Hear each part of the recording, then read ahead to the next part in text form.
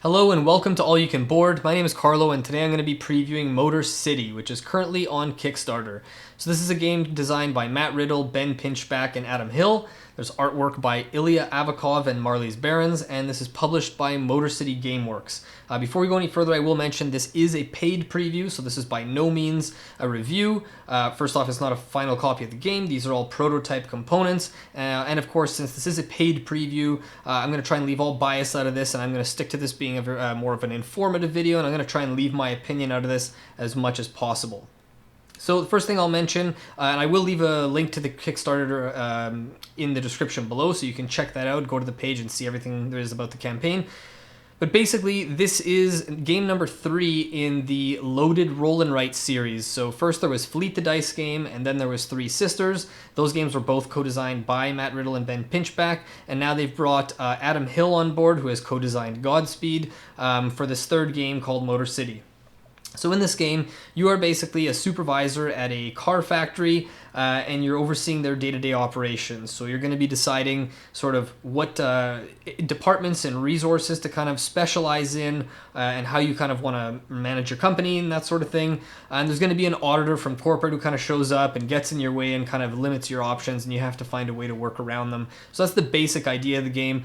Throughout the game, or throughout the video, I am going to probably make some comparisons between Fleet the Dice game and Three Sisters, just for those who have played them or are familiar with them. That way you can see, what differentiates this game from the others, or how are they similar, to give you a better idea of whether or not you want to back this. So, like Fleet the Dice game and Three Sisters, this is a very strategic roll and write game where you have 2 sheets. The 4 main departments you'll see throughout the game are engineering, production, sales, and testing. There's also your speedometer over here, and your shop and research track over here. The main game board here is called the Blueprint Table, with 6 columns, 1 for each die result.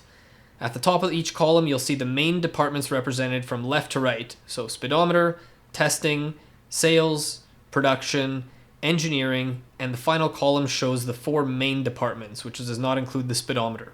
So like Fleet the Dice game and Three Sisters, the game is going to play over 8 rounds, and you're basically just going to be picking dice off of a sort of action selection place, which is going to determine what you can do with those dice, and you're going to be going around clockwise order until you play through all 8 rounds. So I've set up here for a 2-player game, which will give you 1 gray die, 2 white dice, and 2 blue dice to start.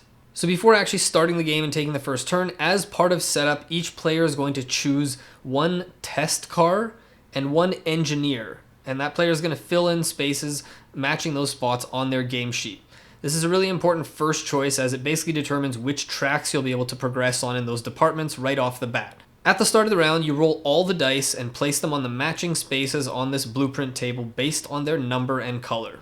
So the first player in turn order will start by selecting one of the dice on here. For example, let's say I take this one here, and then you're going to do 3 different steps. The first step is going to be the bonus step, where you trigger the bonus that is on the spot where you take the die. So for example, if you see this symbol here, for each bill, you circle 1 empty space on your sales track to show that you've gained that many dollars. Throughout the game, as you spend money, you're going to color in these circles. Another example of a bonus would be this light bulb icon, which means you fill in a spot on your research track here. I'm going to get into the tracks in a little more detail afterwards, but just so you know, you just trigger the bonus immediately based on what's printed on the board. After you take the bonus, the second step in your turn, you have 3 different options available to you. The first option is the blueprint action, which means you take the associated action matching the icon at the top of the column you took the die from. So if you take a die from the 6 column, you can see there's 4 symbols here, so you choose either one of the 4 departments shown: testing, sales, production, or engineering. The second option is an upgrade. You can upgrade the associated action shown at the top of the column. And again, if you take a die from the 6 column, you can choose which of the 4 actions to upgrade. Your third option at this stage is research, which is just to fill in the next space on the research track, regardless of which column you took the die from. Once you've chosen either a blueprint action, upgrade, or research, the third and final step on your turn is a score sheet action. So you place the die that you chose in one of the 4 unoccupied action spaces on your score sheet and take the associated action. If that space already has another die, or the red audit marker, which I'll get to a bit later, you cannot place another die there. So I'll get into some of the more specifics afterwards in terms of the action types and how to upgrade and do that sort of thing. For now, I just want to sort of solidify the flow of the game. So once I've taken that die and done those 3 steps and my turn is over, the next player in clockwise order will take a die off the board and they'll do the same steps. We go around clockwise until each player has taken 2 dice and had 2 full turns and resolved them completely, at which point there's going to be 1 single die left on the game board, and all players at the table will simultaneously get to use that die and take the appropriate action. But it is worth noting that you cannot use the option to upgrade with that final die, and you also don't get any of the bonuses on the space underneath. So the final part of the round after that is just the audit phase, which happens simultaneously for everyone. Each player scores points equal to the highest star value they've reached on their speedometer, then writes it on the box for the current round on the score sheet. Then you roll the red auditor die and place it in the designated space below the matching column. If you roll a 6, keep rolling until you get a different number. Each player places their red audit marker on the matching action space. The action space that you cover up, for example engineering like such, means that you won't be able to take that when you do the score sheet action part on your future turn in the next round. However, you still will be able to access engineering if you were to take, for example, a die in the column that would trigger that action space normally. Once you've done that, the first player marker passes to the next player to signify the end of the round, and then you start the next round going in turn order again by rolling the dice and so on, and you just play till the end of the 8th round, and after 8 rounds, you just count out the points to see who wins. So I'm not going to get into each department in a whole lot of detail, but I will kind of run through these and give you some idea of how these different sheets or parts of your game sheet work. First, the speedometer with these little star icons. Fill the next space on the speedometer going clockwise around the dial. At the end of each round, you'll be scoring points for the highest value you've reached. Note that the speedometer is the only action of the 5 main ones that doesn't appear on the action spaces of your worksheet. Testing. Fill the next space on any test track with an active test car, starting on the space with the arrow and going clockwise. Remember, you start the game by choosing one test car during setup, so at the start you'll have to stick with that track. Throughout the game, you'll have ways to gain new test cars and access the other tracks. For sales, you'll just circle the next space on the sales track from left to right, 1 row at a time, from top to bottom. Each circled space counts for $1 that you can spend. When you spend money, fill in that many circles. And at the end of the game, you get 1 point for every 5 unspent dollars. If you reach a space with a bonus, immediately gain that bonus when you circle the space. Production. Fill any space in the production area that's adjacent to a space you've already filled, but you must start from the space with the arrow here all the way on the left. Production hubs are these large spaces where you can gain substantial bonuses, but you need certain items or requirements. You can trace the shape of the hub without meeting its requirements, which allows you to pass through those areas and move to connecting areas, but you don't actually gain the bonus depicted until the requirements have been met. Engineering. Fill the next space on any engineering track with an active engineer from bottom to top. And remember, similar to testing, you start the game with 1 active engineer during setup, so you'll only have 1 column accessible to you at first, but just like with the test cars, you can gain additional engineers throughout the game to give you more options of tracks to progress down. So as I mentioned before, one of the 3 optional things you can do at that second phase of your turn is to upgrade a die. So if you take a die and you choose to upgrade it, you can't also take the associated action. You're choosing to do one or the other. You can only upgrade the action that matches the die you chose, and as usual, if you take the die from the 6 column, you can choose to upgrade one of the 4 main actions. To upgrade an action, you'll need to spend $5 for a level 2 upgrade or $7 for a level 3 upgrade. You cannot buy multiple upgrades at the same time, even if you can afford them. Simply color in the number of spaces on the sales track for the money you spend, then fill in the upgraded space on your action space. Once an action space like that has been upgraded, for the rest of the game, whenever you take that action, the number of colored in circles you have there is going to determine how many spaces you fill in for that action. So for example, at the start, all of these are only going to grant you 1 filled in space, but if you upgrade testing, let's say to level 2 or level 3, then for the rest of the game, when you activate testing, you can fill in 2 or 3 spaces instead of just 1. So it provides a huge advantage and kind of points you in a direction where you can specialize. It's worth noting that with these upgraded actions, when you're filling in multiple spaces, they must all be used on the same track. And the upgrade bonus always apply to the action regardless of where you're taking it. Whether you're taking a die from here to take the action, you're placing the die here at the end of your turn to take the action, you're triggering a bonus which triggers that action.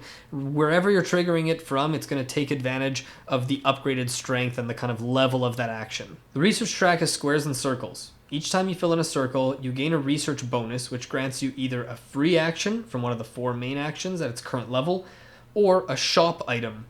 This one, for example, gets you 2 TPS reports, and these other two gain you bonuses. Finally, there's the service department. This is an extra way to spend money from sales and bonuses you get. You can buy items from here during your turn, and you can buy as many as you want to and can afford. One helps with upgrades. This one lets you pay to remove the audit marker from your score sheet so your options aren't restricted that round. And this one gets you a new test car so you can start on a new track in the testing department. So there's some other icons we haven't gone over yet, but that's pretty much the gist of the game. And things can still change between now and the prototype version to when this gets to its final form, but you know more than enough to, I think, decide whether this game for you and kind of know sort of how the game plays. So at the end of the game, you're basically just going to be adding up all the points that you scored each round for your speedometer track through the 8 rounds, and then you're going to look everywhere on your sheet that you've circled or gained any victory points, which are represented by stars. So whether you made it to the end of certain tracks or met certain objectives, were you able to circle those stars, you just add those, and the player with the most points wins. So to give some kind of final thoughts here and comparisons between the other game and help you decide whether or not you should back this, the first thing I'm going to mention is if you are familiar with Fleet the Dice game and Three Sisters and you're kind of wondering where this kind of measures up against them, I will say that from my experience with all three, Motor City definitely feels like the more complex game of the three and probably the more unique one. I saw more similarities between Fleet the Dice game and Three Sisters, whereas Motor City, even just when you first look at the game sheets as well as the game board, you can tell that it looks a little bit different. Compared to the other two, it does stand out a little bit more in that sense. I feel like it sort of provides a little more, pushes you more to specialize. So the best way I can think of to describe it is Fleet the Dice game and Three Sisters felt a bit more open, a bit more sandboxy. It's like sort of the equivalent of being in an open room and looking around the room and thinking, oh, I could go there, I could go there, I could go there. And wherever you go, you're still in the same room. Everything is still going to sort of connect. And the way I think of Motor City is a bit more like going down a series of hallways, and each of the hallways you go down is more of a narrow path, but there's doors that connect and make these paths, these different tracks intertwine. So yeah, where Fleet the Dice game and Three Sisters feels like this more open, all connected system, this Motor City definitely makes you feel like there's certain things that you can only get at the end of one specific track. So if you want to get this specific item that you need to reach another objective, you have to start on this one track and you have to go far enough down to get that one thing. So that's what I mean when I kind of say the specialization and going down these hallways where it's like you kind of have to go down a path, but it's also not a strict like once you go down that you're stuck. There are ways that these all kind of interconnect, but that's where the added complexity I think comes from in this game, is trying to pick what do I want to specialize in, especially with these upgraded actions. The fact that you can upgrade these actions so that every time you go to, for example, testing or sales or whatnot, that you're getting to cross off 2 or 3 spots instead of 1 is huge in these types of games, right? The more spaces you're crossing off quicker means the higher chance of getting more combos, and the combos are huge in this game, just like in the other games. There's very satisfying combos where you cross off something which triggers something else that means you cross off that and it combos into another thing. So still has a lot of the same satisfaction as those other two games, just a little more to chew on in terms of complexity. Even the board where you pick the dice from, like if you remember in Three Sisters, for example, you had the rondelle that you were picking from the actions and stuff. Here it's still determining what actions you have, but there's also the bonuses and that sort of thing, so I do find that interesting. I feel like this one is also a bit more of an engine builder, and no pun intended, I realize it's a game about cars and the car industry, but it actually does feel like you're building more of an engine in this one than Fleet the Dice game and Three Sisters. I also want to mention that there is a solo mode in here, and for those who are familiar with the other two games, the solo mode works fairly similarly, where you're basically rolling the dice and you're playing against sort of an AI opponent, and that opponent is Auditor Emma in this game.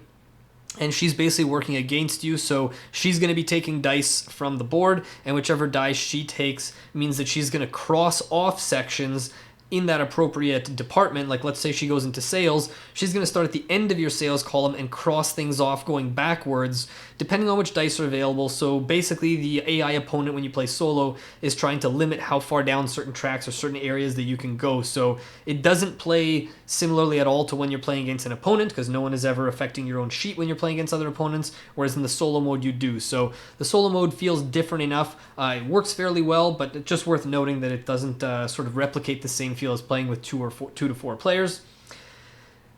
The other thing I want to mention is that the main player interaction in this game, if you're playing with 2 to 4 players, the player interaction usually comes from the dice that you're competing from here. Like what you're actually doing on your sheet, it doesn't really come into play with the other players. It's not like you're comparing with them and getting advantages or whatnot. So basically it's about watching what your opponents are doing and thinking, hey, if 2 or 3 other players at the table are going heavy into, you know, sales, maybe I'll go somewhere else because they keep taking the sales dice. So maybe I'll go into testing instead or whatnot. So you can either pick to be, you know, competing for people with stuff or going a separate route based on what your opponents are going for.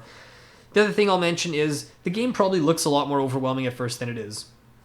Even as someone who's played Fleet the Dice Game and Three Sisters, when I first took out these game sheets, I thought, whoa, this looks a lot different than Roll and Writes. It wasn't fairly, like, as intuitive or obvious at first what I'm supposed to be doing. But once you read through the rules and you get going, it's, you know, you get over that hump pretty quickly, and it is actually fairly straightforward. But the decisions are still very tough because everything feels like it has a set of consequences, and there's a lot of times where you can start investing in a track and go down, but then if you don't have the item you need to get the reward, it might lead to nothing. So it also feels more punishing than both Fleet the Dice Game and Three Sisters. And yeah, even when I was trying to play the solo mode, the scores I got playing solo were much lower in the sort of rankings than the other games I played. So I did notice an added level of challenge here for sure. So will this game be for you? I mean, if you don't like roll and write games, if you haven't found a roll and write game that you like yet, and you know you're just not into that kind of rolling dice, sitting there figuring out combos and maximizing your efficiency, sitting there with a pen and paper, limited player interaction kind of thing, this game doesn't do enough different that it's going to change your mind. And I mean, that's probably the case with any roll and write. If you don't like roll and writes, this doesn't completely flip the genre on its head or anything. If you do like roll and writes, then it depends what kind of level of complexity you like. If you really like, for example, the, you know, That's Pretty Clever and Twice as Clever kind of games and things like Welcome To, it's worth noting that this is definitely a step up in terms of the complexity. It definitely is fairly similar to Fleet the Dice Game and Three Sisters, but as I said, it is more complex than those, I would say. I would put these a step below something like maybe a Hadrian's Wall, but because you have 2 sheets and it is definitely more strategic than tactical. You kind of are going to spend a lot of time looking at your sheets planning because you know it's not just what's the best thing for me to do this turn. You're not just reevaluating every turn what's the best thing to do. So if you like that type of game though, where you can sit there and puzzle at it and it's going to make you, you know, really feel like you have these difficult decisions and you want to explore different routes each time you play. If you like Fleet the Dice Game and Three Sisters, maybe you felt like those were a little more similar than you'd like, this is definitely going to provide you with something unique. And if you like those games, you will absolutely like Motor City as well. So ultimately, whether to back it or not is going to be up to you. Do you like roll and writes? Are you looking for something that's maybe not quite a heavier game, but certainly a heavier roll and write? Definitely one of the heavier ones in the genre that I've played. Well, that's all I've got to say about Motor City. I hope this video helped you out. I hope it helps you make a decision as to whether or not this game is for you and whether you want to back it. Again, there will be a link to the Kickstarter campaign in the description below. Otherwise, if you have any questions about the game, if there's anything about the video that was unclear, please leave a comment below. I'll do my best to answer it as soon as I can. Otherwise, thank you so much for watching, and we'll see you next time.